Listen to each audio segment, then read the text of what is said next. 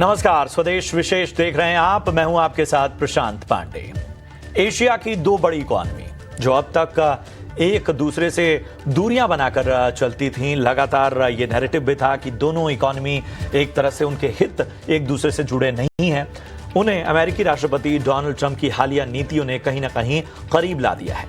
वजह है, Donald Trump ने भारत और चीन दोनों के लिए नई चुनौतियां पैदा की हैं। यही वजह है कि अब बार बार चीन भारत को इस बात के लिए कन्विंस कर रहा है कि वो अमेरिका को छोड़ चीन के साथ कदम ताल मिलाकर चले। लेकिन दशकों से चले आ रहे भारत चीन के बीच जो ट्रस्ट इश्यूज हैं, क्या उन्हें सुलझाना आसान होगा मौजूदा हालात को देखते हुए?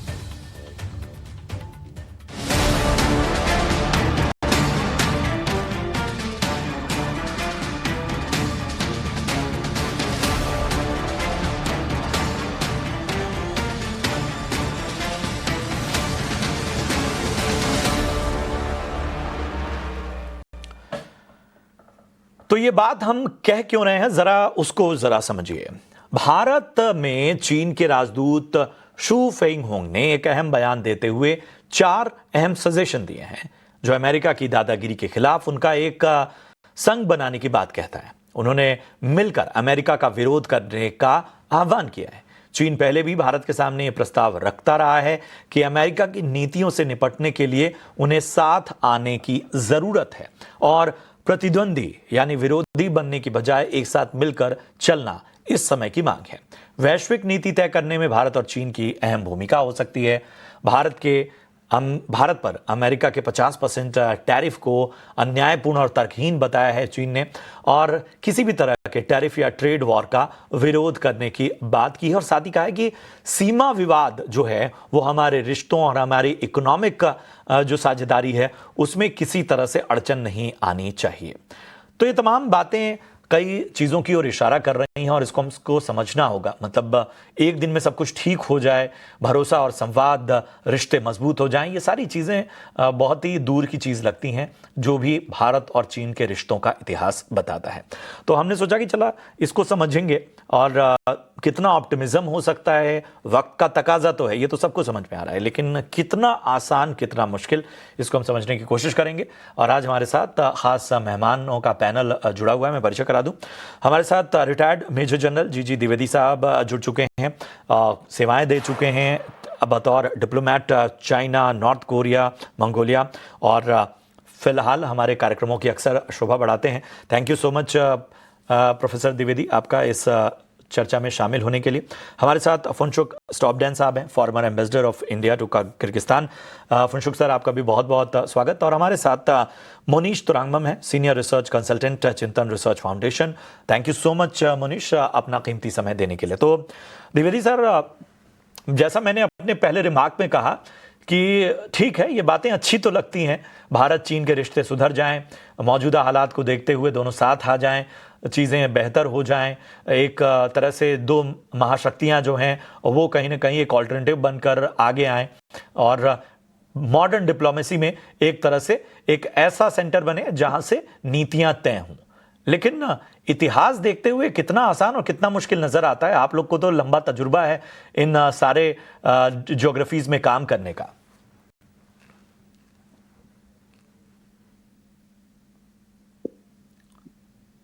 द्विवेदी सर, आप तक आवाज पहुंच रही है?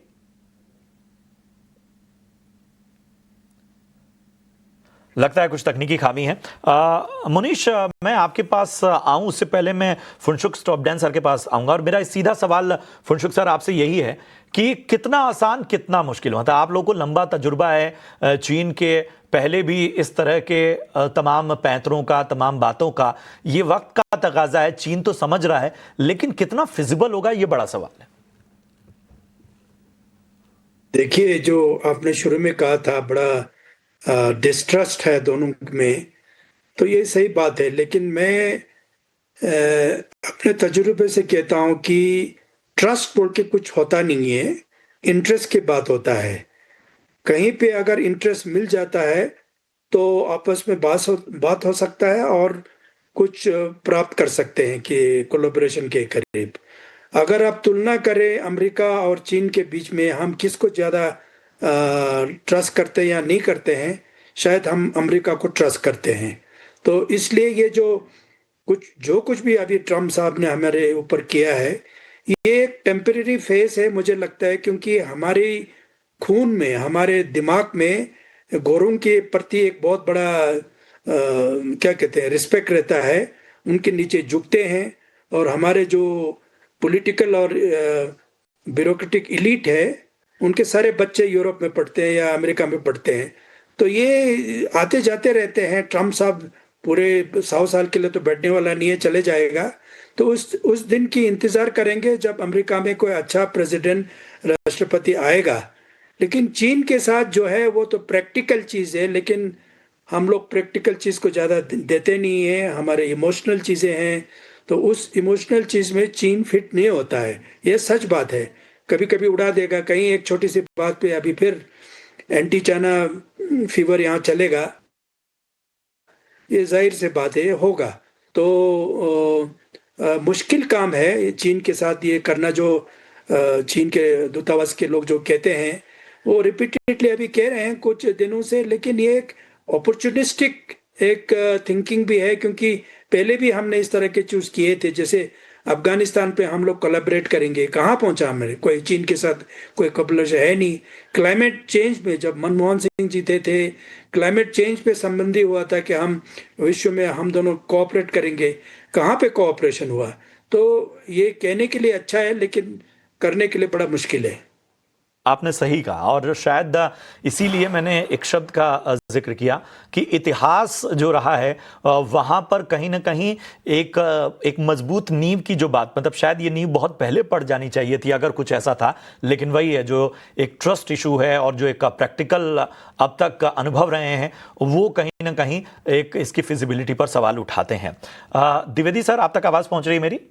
हाँ, बिल्कुल पहुंच रही है। आप अपने तजुर्बे से बताइए, मतलब ठीक है, इस बार बस फर्क इतना है कि चीन बहुत वोकल हुआ है। मतलब आमतौर पे कई बार डिप्लोमेसी या कूटनीतिक जो मजबूरियां रहती हैं उसमें हम देखते हैं लीडर्स के इस तरह के बयान आते हैं, लेकिन इस बार चीन बहुत ही इस बात को पूरी तरह से शो कर रहा है, वो भारत की तरफ अपने रुझान को प्रदर्शित कर रहा है। बस यही फर्क है। आप बताइए, आपकी पहली टिप्पणी सर।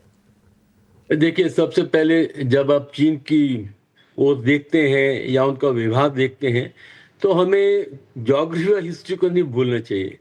और हिस्ट्री ऐसे है और ज्योग्राफी भी ऐसे है कि हमारे बीच में जो गैप्स हैं या हमारे बीच में जो दरार है वो बहुत गहरी है। और उसके 2-3 कारण हैं।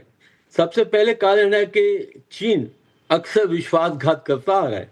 1962 में भी ऐसे ही हुआ, और 2020 में अभी आपने देखा कि एकदम वो चीन 3 डिवीजन लेके त्रिशूल में आ गया, जहाँ के मैं कमांड कर चुका हूँ।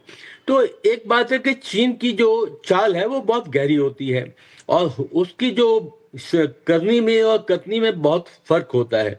तो ये एक ट्रस्ट डेफिसिट आप कह सकते हैं, और जिसका जो मैं कहता हूँ कि रिस्पॉन्सिबिलिटी जो है वो चीन के ऊपर है। अभी हमें 2 बातें देखनी है कि चीन क्यों इस समय ये कर रहा है, क्यों वो इस तरह हमारी ओर अपनी दोस्ती का हाथ बढ़ा रहा है। ये एक वैश्विक क्रम को देखना है कि देखो, चीन अभी उभर के एक वैश्विक ताकत की तरह उभर के आया है, और वो सीधी चुनौती दे रहा है अमेरिका को और यूरोप को, जो उनका वर्ल्ड ऑर्डर जो वो चला रहे हैं उसके सीधी चुनौती दे रहा है। और उस चुनौती देने के लिए उसको सहयोगी चाहिए। उसका जो सबसे अभी इस टाइम सहयोगी है वो रशिया है, उसके साथ ईरान जुड़ गए हैं, नॉर्थ कोरिया जुड़ गए हैं, टर्की भी उनके साथ है, पाकिस्तान भी उनके साथ है। तो वो चाहते हैं कि जितने देश उनके साथ मिल सकें, ताकि वो अपनी जो उनकी एक इंटरेस्ट है, ग्लोबल इंटरेस्ट है, उनकी मंशा है कि हमने ग्लोबल ताकत की उभर के आना है, उसके लिए उनको कुछ हद तक भारत का सहयोग चाहिए।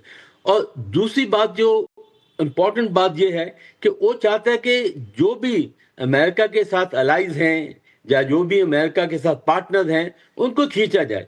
और हमारी जो अमेरिका के साथ जो रिश्ते हैं बहुत गहरे हैं, बहुत ही काफ़ी ऐतिहासिक भी हैं।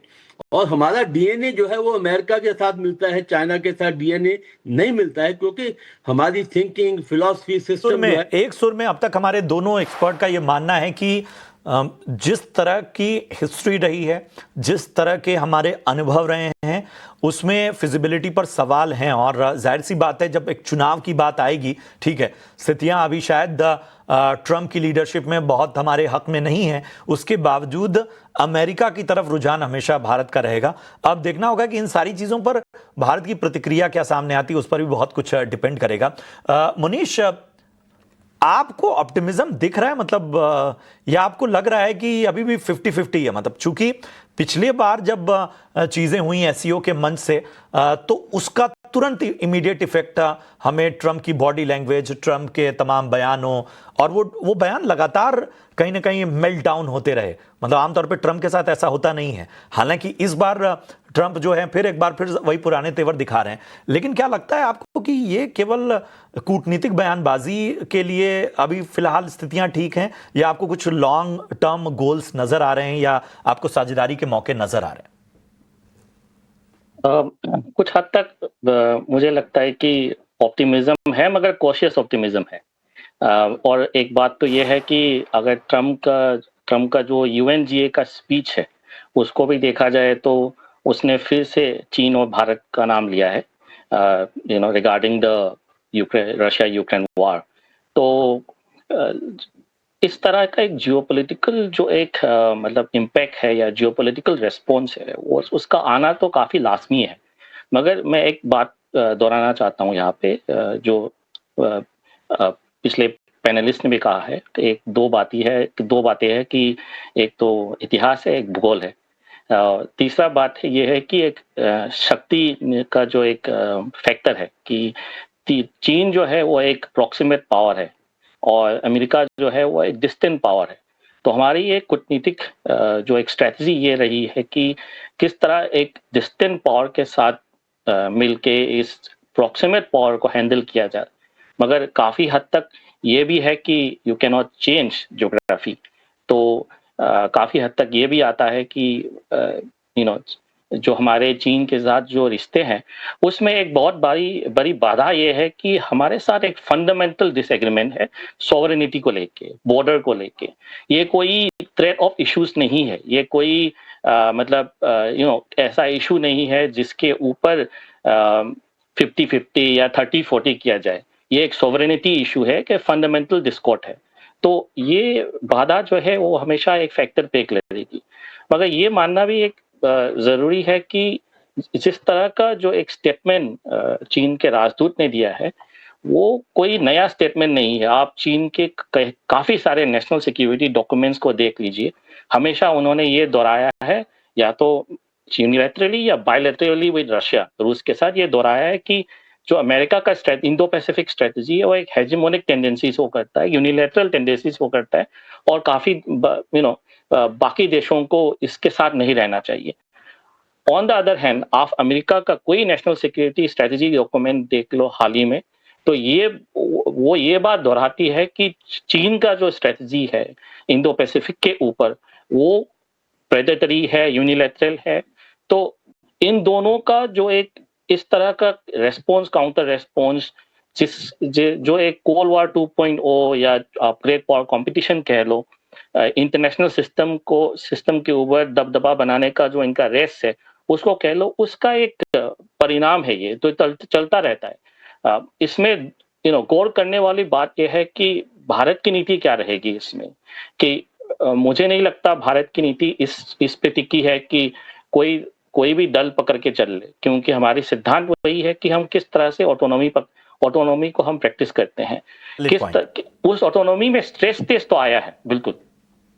बिल्कुल अहम बात आपने कही, और शायद इन सारे जो पैरामीटर्स हैं, और यही वजह है कि जब भारत के रिएक्शन की दरकार होती है, तो उसमें भी हम देखते हैं कि कई बार किसी तरह का कोई भी रिएक्शन नहीं होता है, और कई बार होता भी है तो शायद वो प्रतिक्रिया थोड़े धैर्य के बाद आती है, थोड़े पेशेंस के बाद आती है। चलिए, हम और भी पहलुओं की चर्चा करेंगे और समझने की कोशिश करेंगे कि मतलब अब इसके आगे क्या, मतलब अगर ट्रंप, जाहिर सी बात है कि इस पर रिएक्ट करेंगे ही, कर ही ही रहे हैं तमाम चीज़ें। क्या ये स्थितियों को थोड़ा सा अब बचना होगा, या वाकई एक तरह की आज की मॉडर्न डिप्लोमेसी में ये आवश्यक है कि एक दबाव जो है, वो प्रेशर जो है, वो चाहे वो सिंबॉलिक वे में वो बनाकर चलना होगा? फिलहाल हमें आकर ब्रेक के लिए रुकना होगा। इन सारे पहलुओं पर ब्रेक के बाद चर्चा।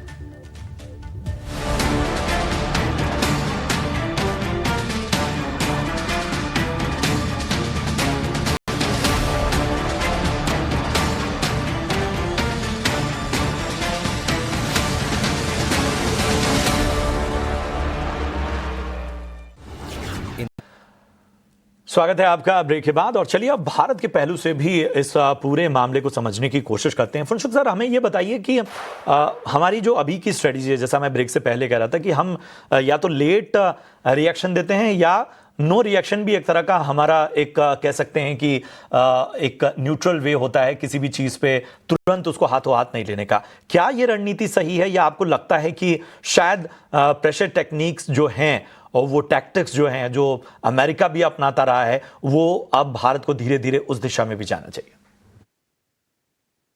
सच है कि हमारे डिसीजन मेकिंग प्रोसेस जो है काफी स्लो रहता है। हर चीजों में, ये सिर्फ ये फॉरेन पॉलिसी नहीं, बल्कि हर चीजों में आप कोई सड़क भी बनाएंगे तो उस पर भी बहुत समय लगता है। तो उसको सुधारने के लिए तो लीडरशिप चाहिए। शायद प्राइम मिनिस्टर मोदी इन चीजों को देख रहे हैं। हमें आशा है कि और भी सिस्टम को अच्छा किया जाएगा। लेकिन मुझे ये लगता है कि देखिए, अब जब उन्होंने कोई सैंक्शन लगा दिया हमारे ऊपर 50%, फिर यूक्रेन के ऊपर हमारे ब्लेम कर दिया, फिर चाबहार को सैंक्शन लगा दिया, फिर वो H1B वीजा पे अभी सैंक्शन कर दिया। अब शायद नेक्स्ट है कि वो क्रिटिकल टेक्नोलॉजी आपसे शेयर नहीं करेंगे, और हम आपके जो कंप्यूटर, जो IT सॉफ्टवेयर भी वो खरीदेंगे नहीं है। तो हुआ क्या है कि ये जो चीन ने समझ लिया कि भारत के सारे दरवाजे अभी बंद होने वाला है, अमेरिका कोई चीज देने वाला नहीं है, तो वो एसेस करते हैं कि भारत जो है चीन के प्रति बहुत बुरी तरह से आप डिपेंडेंट हो जाएगा। लेकिन वो एक प्राइस के साथ वो उसको एक्सट्रैक्ट करना चाहते हैं कि देखो, अगर हम करेंगे तो, क्योंकि loser will be India not China. तो इन चीज़ों को देख के शायद ये चाइनीज ने अपना एक स्ट्रेटेजी किया है, अपॉर्चुनिस्टिक स्टडी है, लेकिन हमारे पर ऑप्शन नहीं है। We are an importing country. ये वाकई मतलब यही सबसे अहम बात है कि ये एक मौका है, मौके के हिसाब से चीन जो है वो रणनीति बना रहा है, जो अपॉर्चुनिटी वो खोज रहा है। द्विवेदी सर, आप भारत की जो रणनीति रही है, मतलब थोड़ा सा हमें क्रिटिकल होकर भी देखना होगा, क्योंकि एक तरह से हम देख रहे हैं कि शायद जिनके साथ डिस्ट्रस्ट है वो भी कह रहे हैं कि साहब हमारे साथ हो जाओ। अमेरिका पर भी मतलब हम उस तरफ झुकाव क्यों दिखाएं जब सैंक्शन पे सैंक्शन हो रहा है? मतलब ऐसा लग रहा है कि शायद एक दिन बेहतर होता है, बाकी 4 दिन खराब होते हैं उसके साथ। सबसे पहले तो जो एक देश की पॉलिसी होती है उसका एक दृष्टिकोण होता है और एक दिशा होती है। तो वो दिशा और दृष्टिकोण रोज रोज नहीं बदलते हैं, उसमें उतार चढ़ाव तो आ सकते हैं, पर जो हमारी दिशा और दृष्टिकोण है वो हमारे अमेरिका के साथ ज्यादा साझे हैं, यानी कि चाइना के साथ नहीं है। हाँ, ये अभी उतार चढ़ाव आ रहा है। जैसे हम क्रिकेट खेलते हैं तो 5 दिन का मैच है, कभी पिच खराब भी हो जाती है, बॉलिंग का भी कोई उल्टा असर होता है, तो ये हमें थोड़ा सा जो फेज है इसको हमें झेलना पड़ेगा। दूसरी बात है कि चाइना कभी मौके से चूकता नहीं, और वो देख रहा है कि इस समय एक मौका है कि भारत के ऊपर बहुत दबाव है, अमेरिका के साथ तनाव है, तो वो किस तरह भारत को खींच ले, क्योंकि भारत एक बैलेंसिंग पावर है। अगर हम क्वाड के साथ हैं, इंडो पैसिफिक के साथ हैं, तो चाइना इसको सोचता है कि हम उसको कंटेन कर रहे हैं, और दूसरी तरफ अमेरिका सोचता है कि अगर हम एससीओ में जाते हैं या ब्रिक्स में जाते हैं तो हम उनसे दूर हट रहे हैं। तो इसलिए भारत की जो अभी रणनीति है वो एक बहुत ही बैलेंस होनी पड़ेगी, और थोड़ा हमें सब्र करना पड़ेगा, क्योंकि ये जो ट्रंप है ये अमेरिका नहीं है। ट्रंप 1-2 साल बाद बदल जाएंगे, और हमारी जो जो मैंने बताया दिशा है या दृष्टिकोण है वो वापस वही अमेरिका की तरफ जाएगा। अभी 2 बातें हैं। देखो, अगर हम चाइना के साथ मान लो कि हम साथ उनके हिलते मिलते हैं, क्या वो बोल देंगे कि हम अरुणाचल प्रदेश का जो हमारा उस पर क्लेम है वो छोड़ देंगे? नहीं, क्या वो पाकिस्तान की मदद करना बंद कर देंगे? नहीं। इसलिए ये जो चीजें हैं, ये इस टाइम अपॉर्चुनिज्म, और ये चाइना की पॉलिसी है, one barbarian against the other, यानी कि दो पक्षों को लड़ाओ, जैसे कि वो कोरिया और जापान को लड़ाता है या अमेरिका और जापान के बीच में अंतर करता है। तो ये अभी उनकी एक मौका प्रस्ती है, पर भारत को ये समझना होगा, क्योंकि चाइना का और हमारा जो विवाद है वो बहुत गहरा है। जैसे कि प्रोफेसर साहब ने बताया कि ये सॉवरेनिटी का सवाल है। वो बार बार बोलता है कि अरुणाचल हमारा प्रदेश है, पूरी तरह वो मदद करता है पाकिस्तान की, बांग्लादेश में घुसा हुआ है, नेपाल में उसका इन्फ्लुएंस है। तो हमें ये पूरी चीज समझनी होगी। हाँ, मौके पर क्या है कि हमारा ट्रेड है, हमारी उन पर निर्भरता है, तो वो हमें देखनी होगी। पर लंबे तौर पर अगर सोचें तो हमारा झुकाव जो है वो अमेरिका की तरफ रहेगा। और ये बात तो खैर स्पष्ट समझ में आ रही है। और मुनीश, एक सवाल ये उठता है कि अगर इन सारी घटनाओं को एक ऐसे तौर पे भी देखें कि हमेशा मतलब चाइना का कोई भी मूव जो माना जाता है, मतलब हम शायद रेयर अर्थ से बड़ा एग्जाम्पल कोई नहीं था, मतलब उसकी एक लॉन्ग टर्म प्लानिंग होती है। मतलब उनके पुराने लीडरशिप से लेकर उसको किस तरह से आगे बढ़ाया जाता है, एक अच्छा खासा प्लान होता है। वो शायद प्लान ए, प्लान बी, मतलब ये अगर वर्कआउट नहीं होगा तो हम क्या करेंगे। क्या आपको लगता है कि ये जो स्ट्रेटजी अभी फिलहाल है, ये जो एक नरम रवैया है, ये भारत को एक तरह से एक बार फिर से उस ट्रैप में उलझाने की भी रणनीति हो सकती है, जो कि जिस अपॉर्चुनिटी का एक बिहेवियर की बात की जा रही है? क्योंकि बार बार चीन यही कह रहा है कि सीमा विवाद से परे बात करनी होगी, मतलब उसको आप मत लाइए बीच में। देखिए, मौका प्रश्न तो हर देश होता है, तो इससे कोई दो राय नहीं है कि चीन एक अपॉर्चुनिटी देख रही है, एक जियो स्ट्रेटेजिक अपॉर्चुनिटी देख रही है।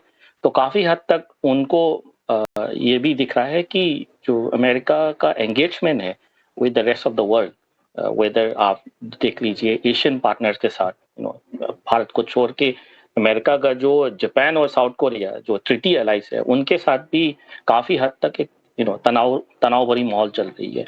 अमेरिका का आप European union countries, NATO countries के साथ देख लीजिए, उनका भी ऐसा कोई पहले जैसा रवैया नहीं है। तो ये सब जो है वो चीन बीजिंग में बैठ के चीन ये देख रही है।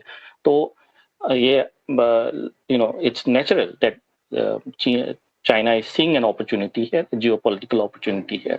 ये आप हिस्ट्री में जाके एक बार देखिए कि अर्ली 1970s में जब किसिंजर और निक्सन की जो बातें हो रही थी, तो जब शंघाई कम्युनिके जो साइन किया गया था, आप उसके टेक्स्ट को पढ़ के देखेंगे तो उसमें ये लिखा हुआ है कि चाइना और अमेरिका जो है वो मिल के एशिया पैसिफिक में हेजेमनी को प्रिवेंट करेंगे। वो हेजेमनी किसका है? Soviet union. वही चाइना और यूएस अभी एक दूसरे से भिड़े हुए हैं। तो जियोपॉलिटिक्स से है वो है को काफी फिकल है। तो इन द सेंस कि इंडिया जो है, इन सारी बातों की पृष्ठभूमि के आधार पे ही जो हैं वो आने वाले वक्त में रिश्ते और इक्वेशन तय होंगे। जाहिर सी बात है, दुनिया बदल रही है, यहाँ पर बड़ा क्विक रिएक्शन आजकल दिया जा रहा है, मॉडर्न डिप्लोमेसी के मायने भी बदल रहे हैं, इन सारी चीज़ों को समझना होगा। लेकिन ये तो तय है, इस निचोड़ यही है कि भारत इस तात्कालिक उसमें बहुत ज़्यादा चाइना के ट्रैप में उसे नहीं फंसना चाहिए। शुक्रिया करेंगे बहुत बहुत हमारे तमाम पैनलिस्ट का, मुनीश आपका, इसके साथ द्विवेदी सर आपका, थैंक यू सो मच कार्यक्रम में जुड़ने के लिए। इसके साथ ही हमारे साथ ख़ास तौर पर पैनलिस्ट तमाम जुड़े, उन सभी का बहुत बहुत शुक्रिया। फुनशुक सर आपका भी बहुत बहुत धन्यवाद। फिलहाल इस बुलेटिन में इतना ही, लेकिन यहाँ पर एक विशेष जानकारी आपको दे दें। सिनेमा जगत से एक बड़ी खबर सामने आई है। जंगली पिक्चर्स, जो अपनी दमदार कहानियों जैसे राजी, तलवार और बधाई 2 के लिए जानी जाती है, उसने अपनी अगली बड़ी फिल्म हक का टीजर रिलीज कर दिया है। ये एक जबरदस्त कहानी है जो मोहम्मद अहमद